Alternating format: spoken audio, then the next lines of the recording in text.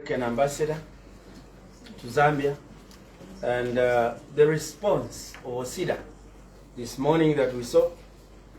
Secondly, we will be updating the nation on the position of government on issues to do with online broadcasting regulation or legislation, if you like.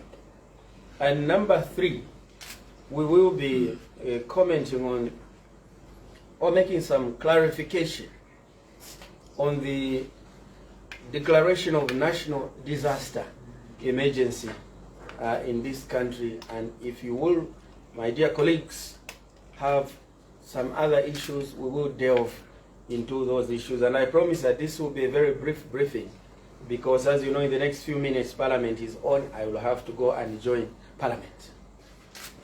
Now, number one, yesterday, the nation was treated to a shock that Bishop Telesphore Mpundu had allegedly written a letter to the American ambassador to Zambia, which amounted to a petition by allegedly Mr. Telesphore Mpundu on behalf of OSIDA to consider that the American government should introduce sanctions against the political and government leadership of this country, namely His Excellency President Hakainde Hichilema, and unnamed top officials, including those that were named, such as the Speaker of the National Assembly, the Chief Justice, and the like. I would like to indicate that as government, following the OSIDA meeting that took place this morning, we have been constrained to comment further on this matter because OSIDA this morning, at their own free will and volition, have put the record straight. According to what OSIDA said this morning, that communique which was attributable or attributed to Bishop Telesphore Mpundu was a product of a one-man consensus, and that it lacked the integrity of consultation amongst the membership of OSIDA, and therefore as government we take that we can no longer be able to interrogate into the vitality and ramifications of that letter which was written to the American ambassador, given that the net effect of OSIDA's press briefing this morning was to completely and fully nullify the content and intent of that letter. We, however, still feel duty-bound to state that to the extent that allegations were made in that letter, notwithstanding the fact that it may not be wholly representative of OSIDA, that statements were made that there is diminishing democratic space in Zambia, that Zambia is becoming a police state, and all the other paraphernalia of allegations.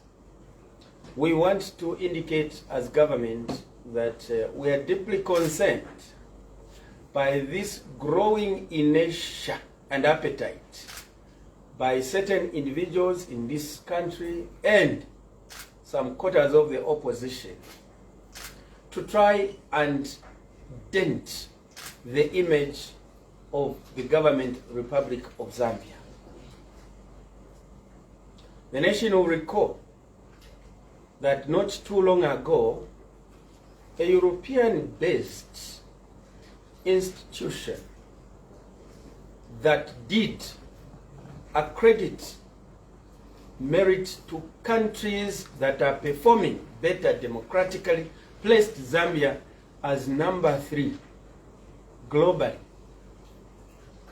And therefore, we find it strange that at a time when our democracy is beginning to get foothold, arising out of the despotic regime that the people of Zambia hounded out of the government through the ballot in 2021, certain individuals have prescribed unto themselves to become merchants of misinformation to the nation and the world at large as to the state of Zambia's democracy. As government, we are and remain confident that our citizens do appreciate the democratic credentials that this far have been posted by this government. We find the attempt by such a correspondence to the American ambassador, and indeed such kind of posturing, to be politically calculated to undermine the democratic gains and the good governance gains that the New Dawn administration of President HH has this far attained. We therefore would like to urge citizens that we must rally around to support this administration on this score, because Zambia today is better than what it was 2 years, 8 months down the line when you look at the state of democracy, particularly using the yardstick of enjoyment by citizens of human rights, fundamental freedoms, and political liberties. It is very difficult to compare this administration with the previous administration. You can just contrast because the difference is stark. It is like the difference between day and night. So, we as government take note of the statements that were given this morning by OSIDA, particularly by their Secretary General, and to the extent that they have disassociated themselves as OSIDA from that statement.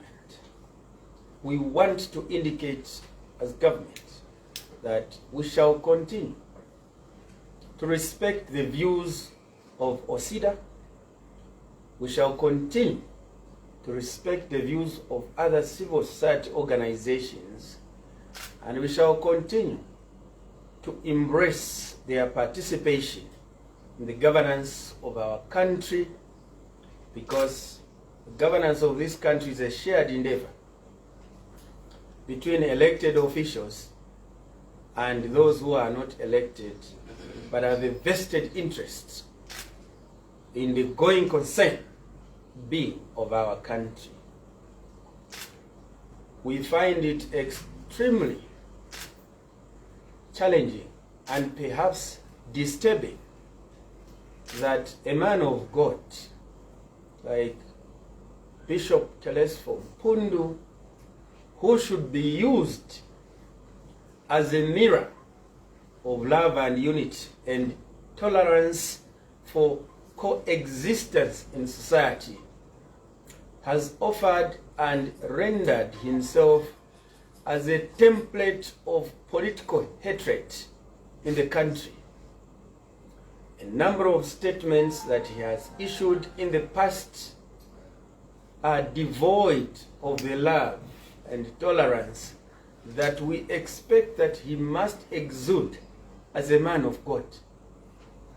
Rather, he has positioned himself as one to be used as a catalyst and agent of division and misinformation in the country, which is very, very unfortunate. And we agree with the Secretary General of OSIDA when she questioned where Bishop Mpundu was in the last administration when all manner of violations of law, all manner of violations of human rights were being orchestrated, only to surface now and be at the center of championing information which cannot be substantiated by facts. We, however, as government, are mindful that as an individual and as a person, he retains his freedom of expression and speech, and also the right to hold an opinion, but that his opinions should not therefore be used in an absurd manner to mislead unsuspecting members of society who have held him as a man of God and as a man of integrity, worth following what he's saying, that is standing on facts. We want to indicate and appeal to our colleagues in the opposition and some of those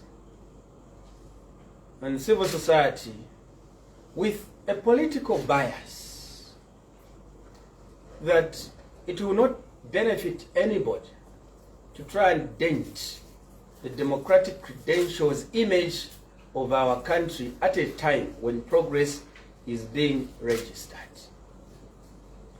We must remind them at this particular moment that even if this letter was genuine, and therefore they intend to call for sanctions genuine, such a call would not be beneficial to ordinary citizens, because even where there is a genuine case for sanction to be imposed on a political government leadership of a country,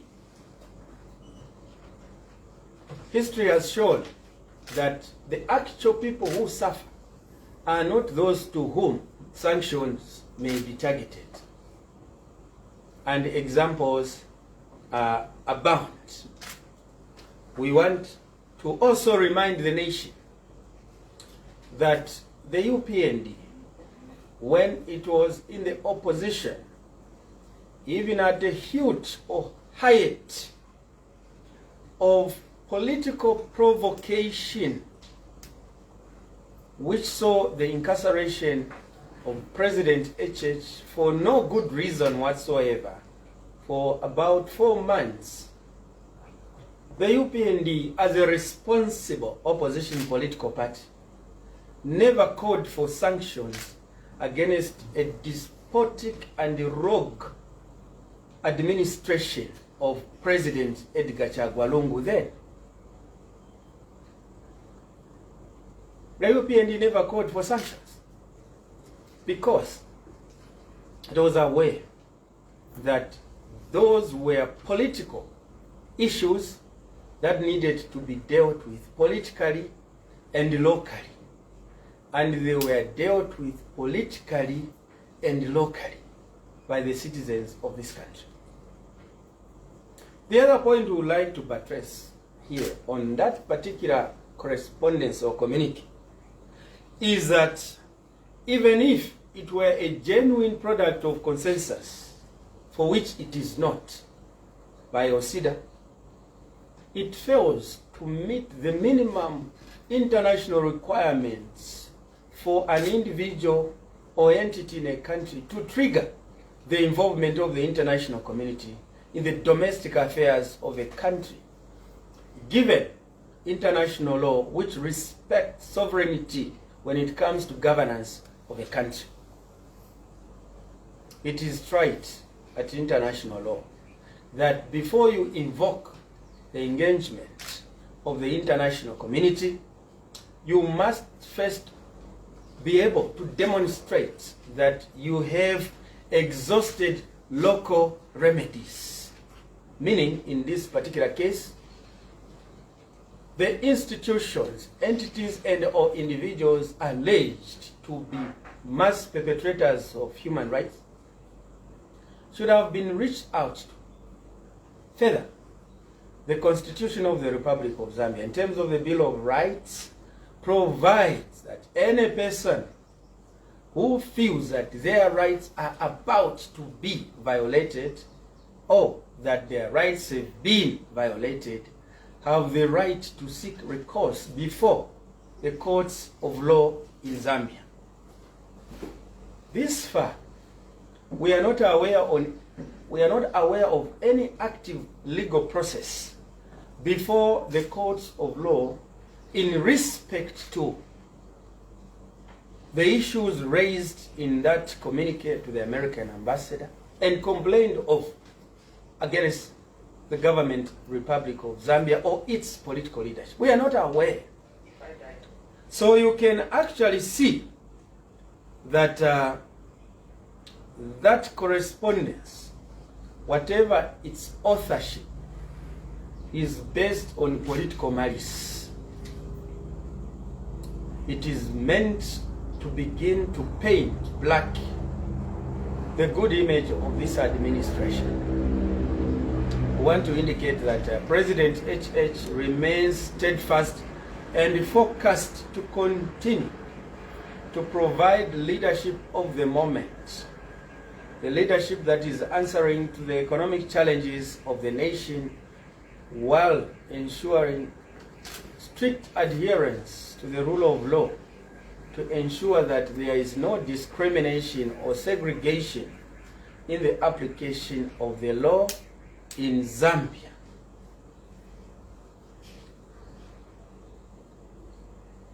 Now, let me move on to the issue of the moment.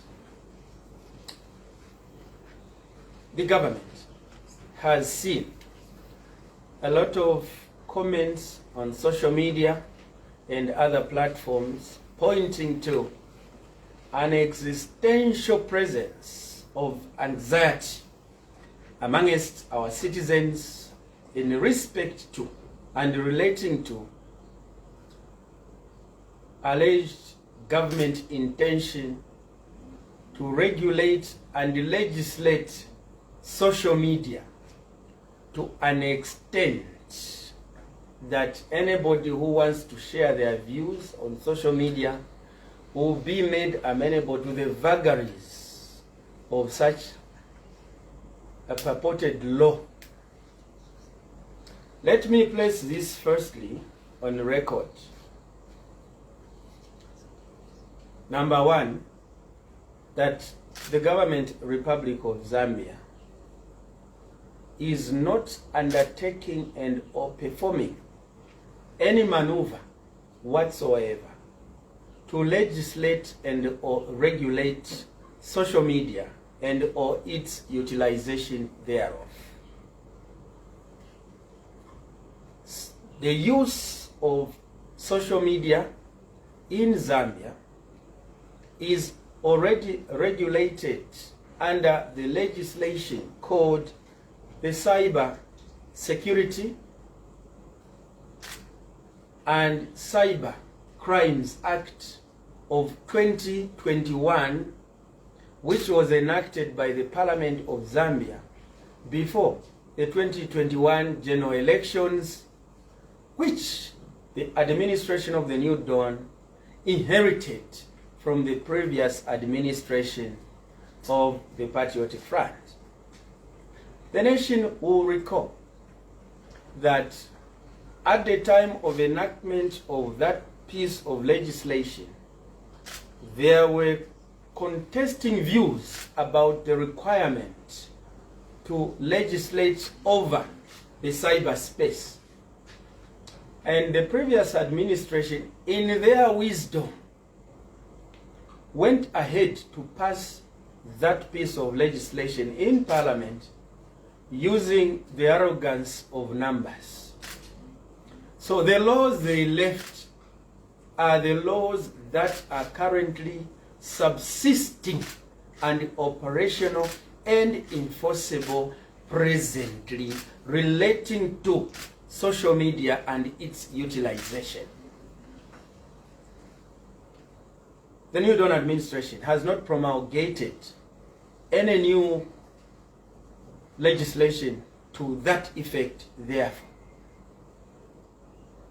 The issue at hand, thus, is not about regulating or legislating social media, such as sharing information on WhatsApp, doing a video for yourself and you share with other people, or taking, I know there is a certain occurrence and you are recording a video, you share, or you are streaming live, or we are at such a place, this is happening, you are sharing with other people who are able to join you on stream.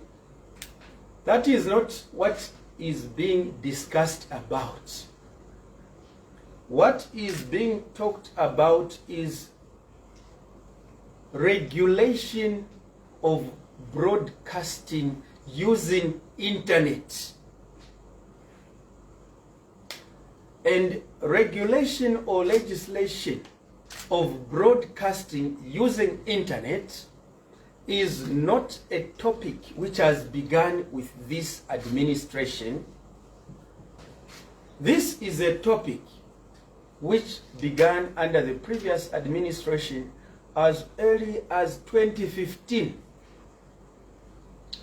And by 2020, in a letter dated 10th December 2020, this was under the Patriotic Front, the Ministry of Information, through the Permanent Secretary, with my own good friend, my sister, Honorable Dora Siria, sitting in this office as Minister of Information, generated a letter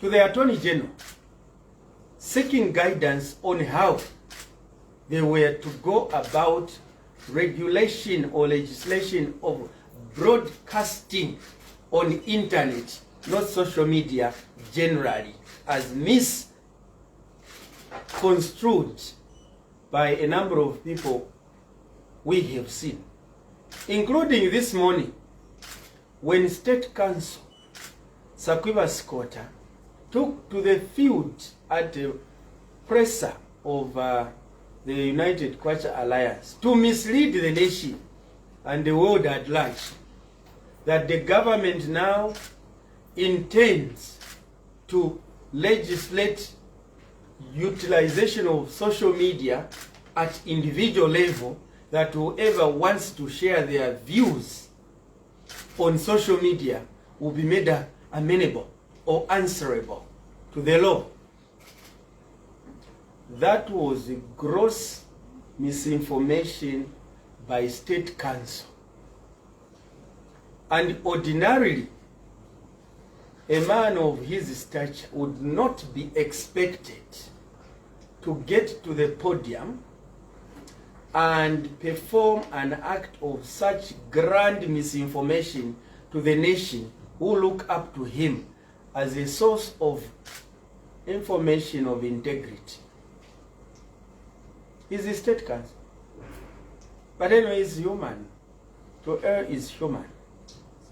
So we are here to correct that misinformation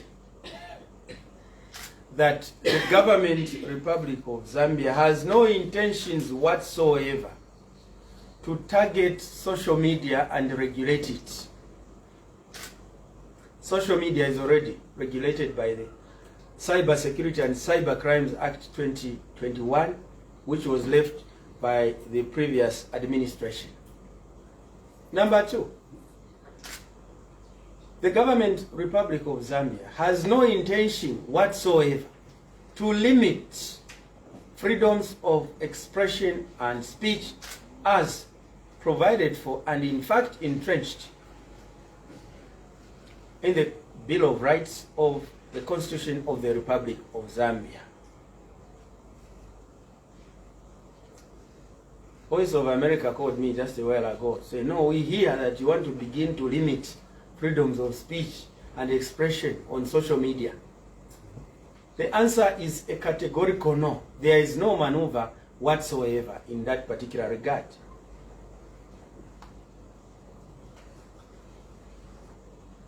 Thirdly, and this I must emphasize, there is no bill before Parliament or before Cabinet which is intended to promulgate regulation or legislation of broadcasting on internet. Rather, what is there is a proposal arising out of the technical working group constituting stakeholders who were meeting at Mulungushi Conference Center in the last few weeks, to which you, dear colleagues in the media, the last briefing we had, I did intimate that the technical working group looking at the amendment of the IBA and the ZNBC Act are meeting at Mulungushi to receive submissions from stakeholders and members of public. It is that process which produced a proposal to say we would like to have broadcasting on internet be regulated. Now, what is broadcasting? So that we end some of these unnecessary debates that we are targeting a particular individual, we are targeting citizens not to speak. That is not the situation. In terms of the Independent Broadcasting Authority Act of 2022, the Independent Broadcasting Authority number 17 of 2002, in terms of definition, broadcasting means the distribution of television or radio by means of terrestrial or satellite. That is what broadcasting means. Now, how did this proposal find itself on the floor of debate at the technical working group looking at the amendment of the Independent Broadcasting Authority? It is because, as you have seen by this letter which was written 10th December 2020, individuals and entities who wanted to engage in broadcasting services on internet and wanted licenses from IBA could not proceed to get those licenses from IBA because this act, in terms of section 19, does not include entities performing acts of broadcasting on the internet. It only covers those entities doing broadcasting by means of terrestrial or via satellite. Therefore, those individuals who wanted also to be given licenses so that they are of fixed abode and therefore become legal entities that can be recognized at law, that this is a particular broadcasting station like Munati TV, which broadcasts on internet, and not like Prime or Movie, which broadcasts via satellite. Ask the IBA to give them license so that they can be recognized as legal entities. They can be of fixed abode. They can do much more business as recognized entities of fixed abode, not just moving targets on social media. It is that request by those individuals or entities that led the Ministry of Information in 2020, 10th August 2020, to generate a letter to the Ministry of Justice requesting legal guidance on how the IBA could go ahead to issue licenses to such entities to broadcast using internet. And the response of the Attorney General is contained here, and we can photocopy for the media to share, where the Attorney General advised that it is not tenable for the Independent Broadcasting Authority to go ahead and promulgate a statutory instrument in order to begin to issue licenses to those who were requesting for licenses, because such a statutory instrument will not have efficacy coming out of the Enabling Act.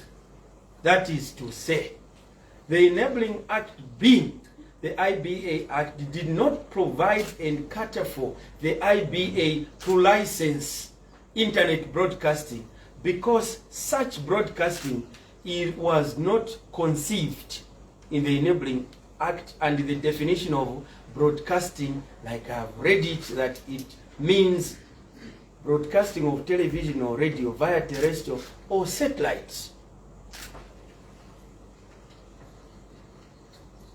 So, the Minister of Justice therefore advised IBA, or the Minister of Information, that for IBA to be able to give licenses to those who want to broadcast on internet, you need to amend this act to include in its definition those broadcasting via internet. And what are some of the benefits that were being sought by those who were requesting for licenses to broadcast through internet? Such as the government in 2024 and the year before has provided that government has put a tax waiver on media and or broadcasting equipment. It has zero rated to ensure that such equipment can be brought in the country at an affordable price in order to expand this sector, to have more players, because information is power.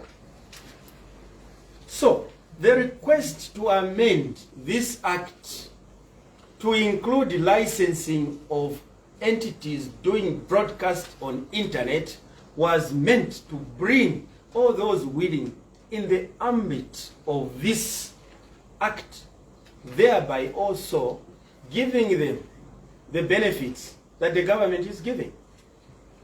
Because, for instance, today, there are those who are doing broadcasting on internet. If they wish to import broadcasting equipment today, they will not get it zero rated, because they are not a recognized broadcasting entity in Zambia.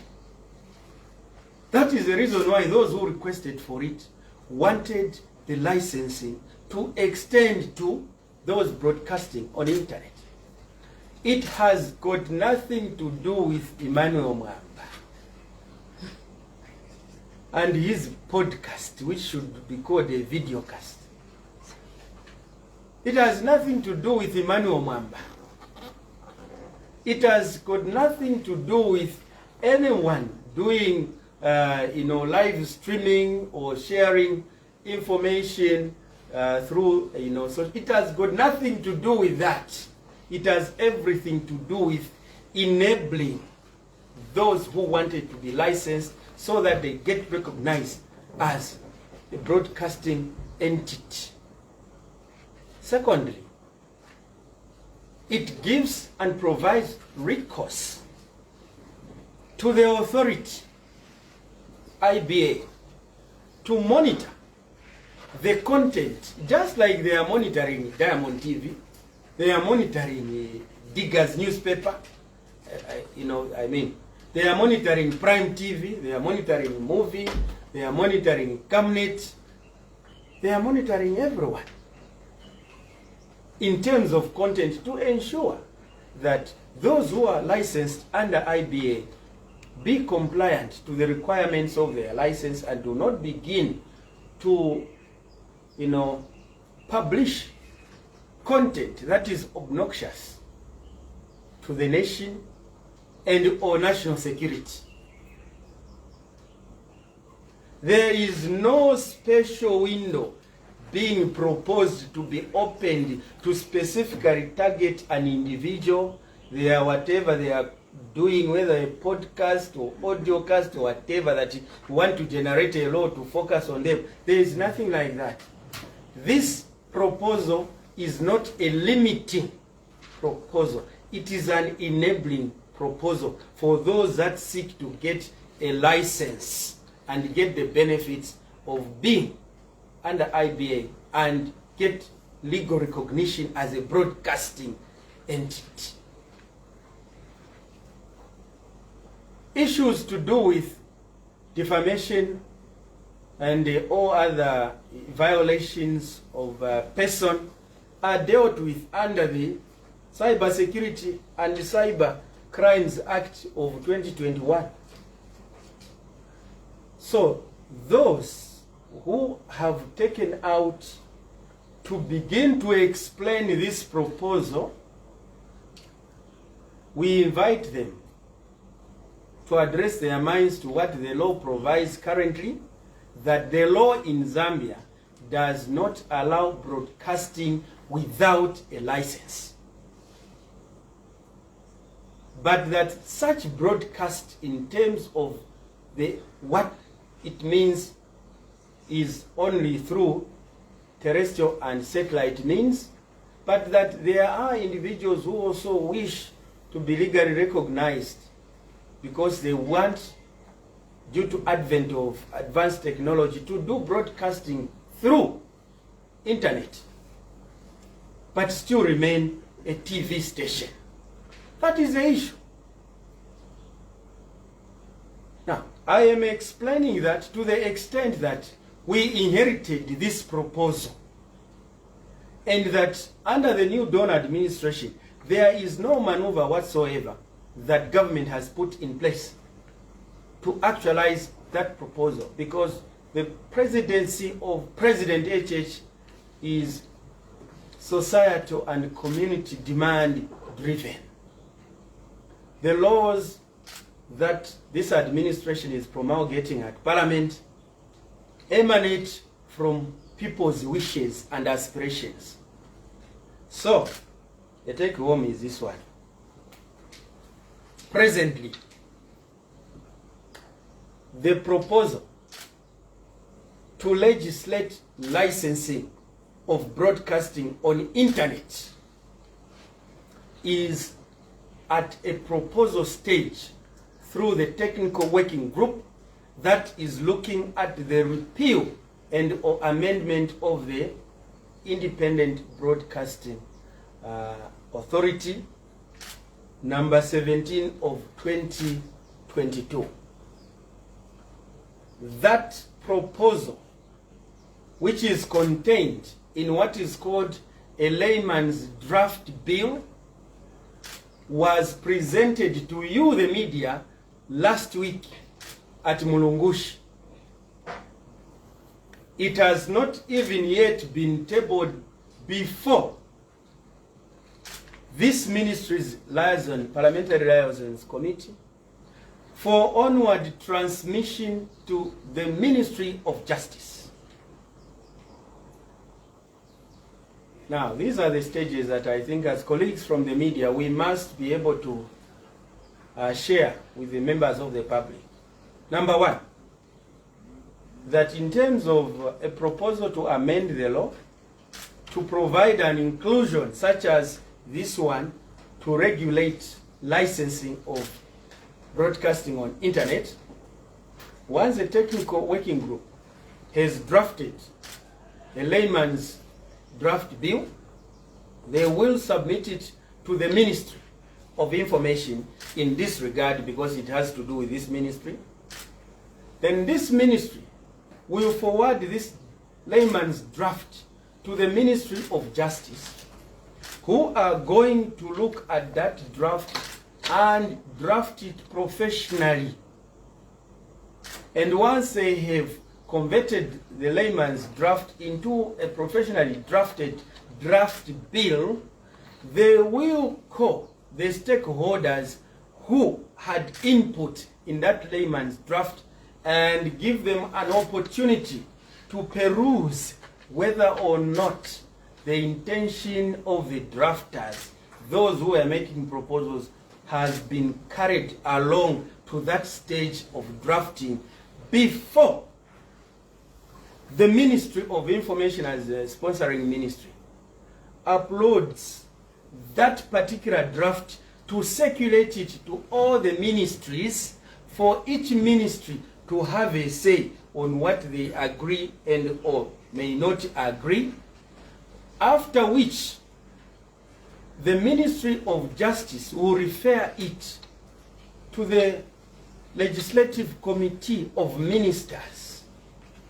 who are going to look at the contents of that bill before it is taken to Cabinet.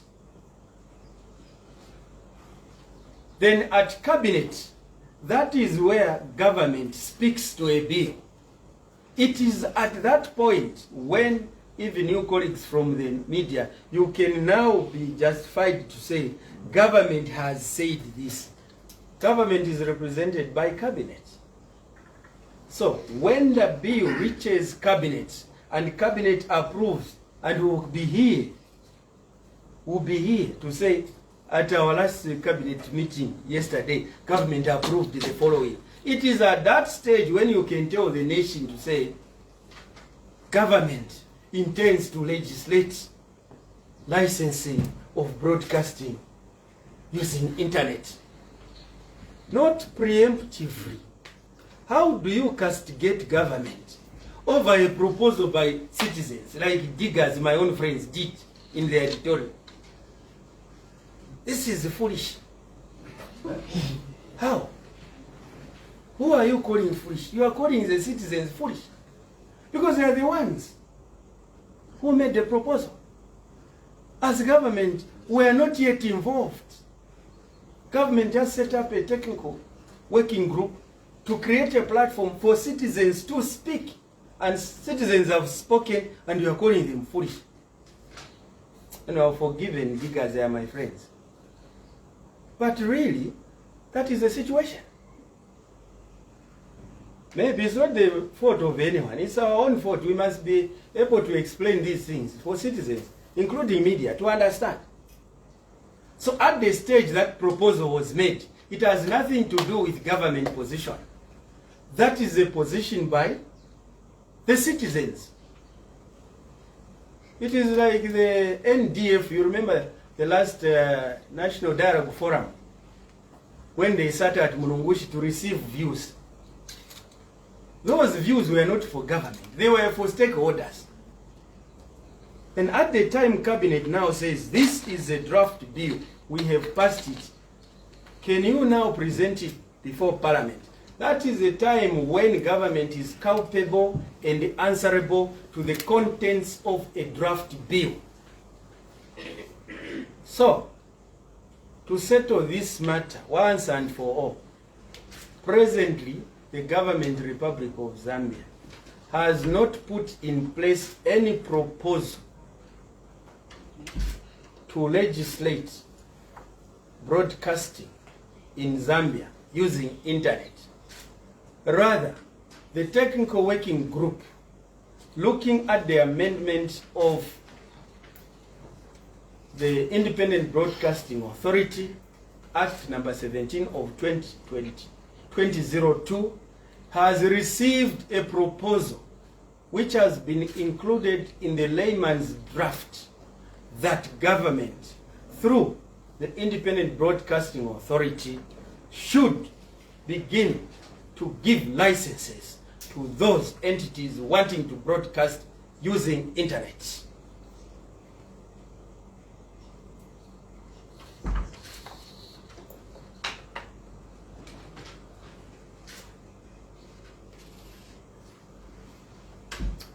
Let me end by making a comment on the issue to do with the declaration of national disaster by His Excellency President Hakainde Hichilema a few weeks ago, and to that extent that the Ministry of Information, the Ministry of Agriculture, and the Ministry of Defense is in process of visiting various FRA storage facilities and also private storage facilities of maize, and also visit certain fields to see the extent of the damage of this drought, and also fields that have performed in this country. That over the weekend we visited Kalomo district and also Choma district, to which we were able to show the nation that presently, as we speak, we are food secure for now. Meaning, we may not be food secure unless the government puts in place the measures that it has outlined to put in place during the declaration of a national disaster. Let me here and now clarify that declaration of a national disaster is not limited to and restricted to maize, mealie meal, or food alone. This declaration encapsulates a number of issues that affect the livelihood of our people, including maize or mealie meal, food. Number 2, water, because there will be water scarcity because of the drought. Number 3, challenges to do with production of hydroelectricity power. And number 4, issues to do with outbreaks of livestock disease because of the shortage of clean drinking water for animals. And of course, the effects that a number of these issues will take as a toll on business in this country. All these things put together led to the declaration of national disaster emergency by the president. So for some quarters in the opposition to contend that what the Minister of Information is saying relating to maize situation in the country is different to what the president is saying, I think it's a deliberate misinterpretation. Because what I said 2 days ago is that we are food secure for now. And that the president has directed that FRA should rush into the marketing season to ensure that whatever maize has been locally produced, FRA should be on hand to mop up that maize, and therefrom those statistics should give us the window of maize, possible maize deficit in the country, which then would leave us with no option but to look into the import window from the neighboring countries, those that have already expressed willingness and readiness to export to Zambia. So there is no contradiction whatsoever. We are speaking the same language.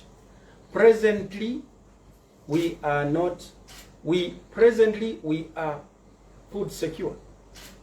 And there is no need for people to go into panic buying, and that there is sufficient food presently to allow government put in place interventional measures to avert starvation in Zambia arising out of this drought. Colleagues, I thank you for coming. Thank you very much, colleagues. If we have questions, we quickly move here so that we ask those questions and then the minister attends to the questions. Okay.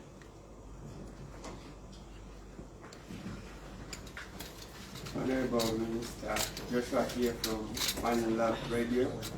I have a question here that speaks to the media generally with regards to the ongoing load shedding, which I believe is also affecting media houses, and we are the fourth estate.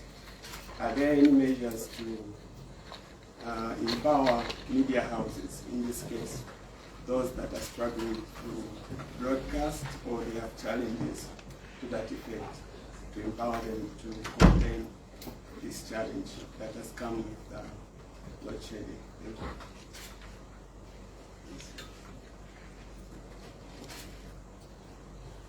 Good afternoon, Honorable. My name is Karan Damabe from Millennium Radio. I wanted to talk about the broadcasting on the internet and just the confusion there, because I think it's a ministry that was actually quoted in as far as this issue is actually concerned. Should it make to believe that there is breakdown in terms of communication between within the ministry, because the permanent secretary was actually quoted saying to say they will be regulating those broadcasting on the internet. Thank you very much. Next question.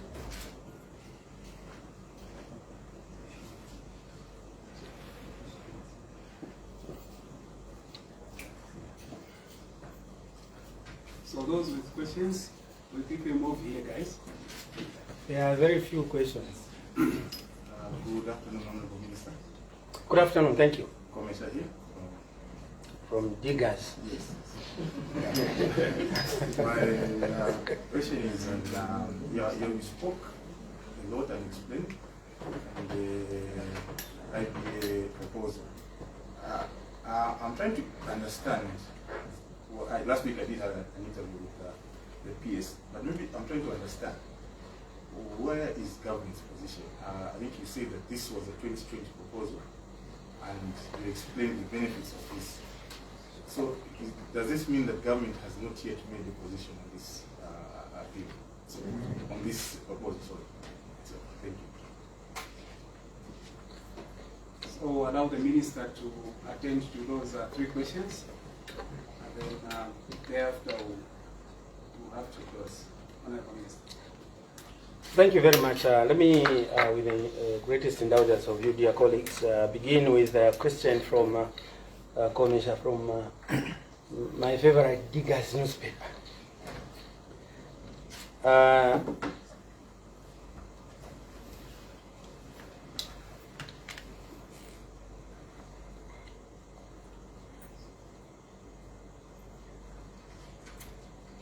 You are saying that what is government's position on this particular, matter? I want to indicate that the government is a platform through which citizens make their laws. That is why even the Constitution begins by saying, we the people, through those gathered in the National Assembly, give to ourselves this law.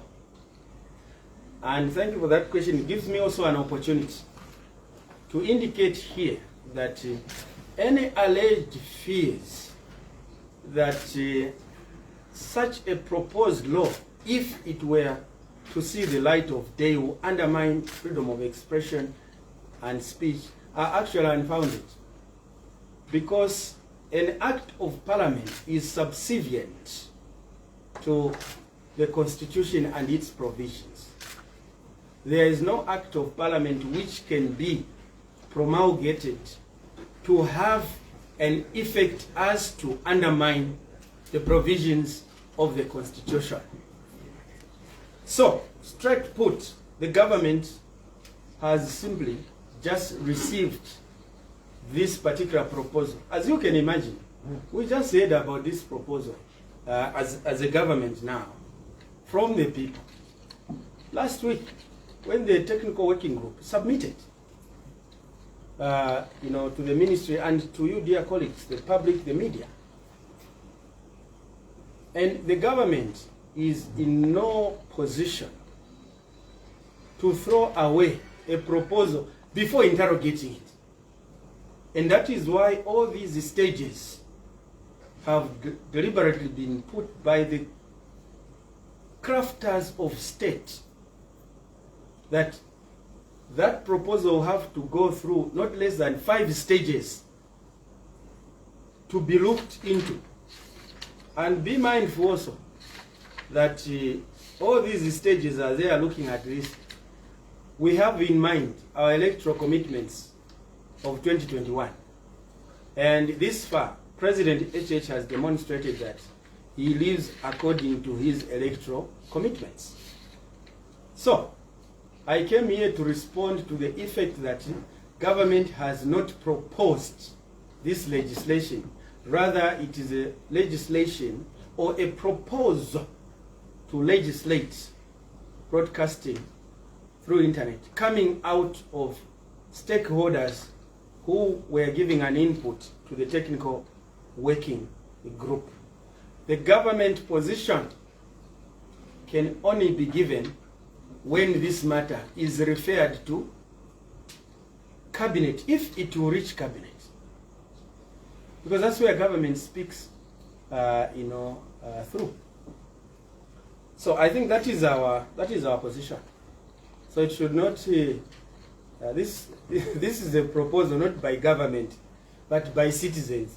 So the citizens who are speaking out against it as well are coming up with reasons, and that's why we thought that we clarify this so that those who have counter views should not be giving counter views that are misguided as to fact, but that they should be within the realm of what is on the ground and not generally whatever they are misinformed by those misinforming them.